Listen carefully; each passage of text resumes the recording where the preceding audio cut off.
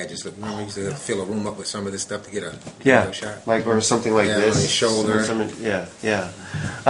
But the purpose of the interview is just to get a better sense of who you are. You know, we got a lot of good video of what Lighthouse CDC has done and whatnot. So, I mean, if you could start by talking about, you know, when did you become aware of this thing called community development? You know, you said you had been at IBM, you know, and so kind of interested in hearing that story about, like, how did you get to where you are now? When was that moment where you realized, oh, this is something I want to do? What happened to me happened about age 6. And I can remember it just like it was yesterday. I was going to be in a school play. You know, it was Easter time. And I wanted to be Peter Cottontail. And my 2nd grade teacher told me I could not be in the play because I didn't have a new pair of shoes. Broke my heart. I went home that day and I was crying. We lived in Fort Lauderdale across the tracks. We didn't live on the beach. We lived across the tracks, as they say. And I was in the front yard of our house. And it was nothing but sand in the front yard. And I was just playing in that sand crying. And my mother worked a day job where she would go clean other people's houses. She was a maid.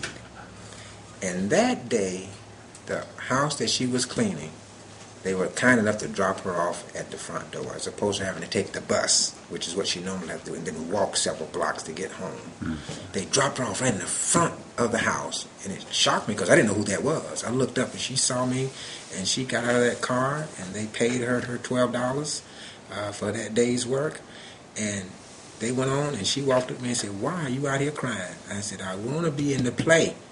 They won't let me be in the play." And she said, "Well, what's the matter?" I said, "I don't have a new pair of shoes."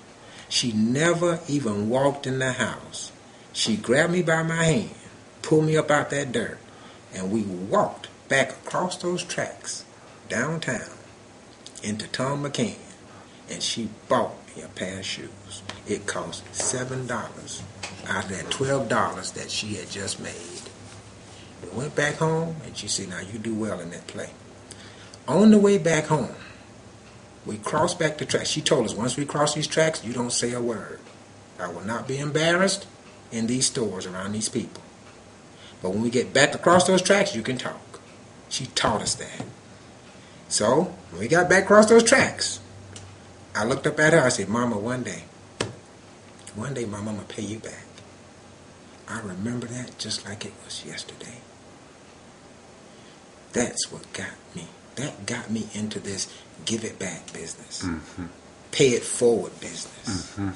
And when I was old enough to go to school and graduate with an economics degree from Carleton College in Northfield, Minnesota, I got a job with IBM 2 days after I graduated because I knew I had to go to work. And I got busy working. And as soon as I was able to get a paycheck that I could go back to Fort Lauderdale, I bought my mama a house. Paid all her bills. And I said, "Now, Mama, I told you I'd pay you back.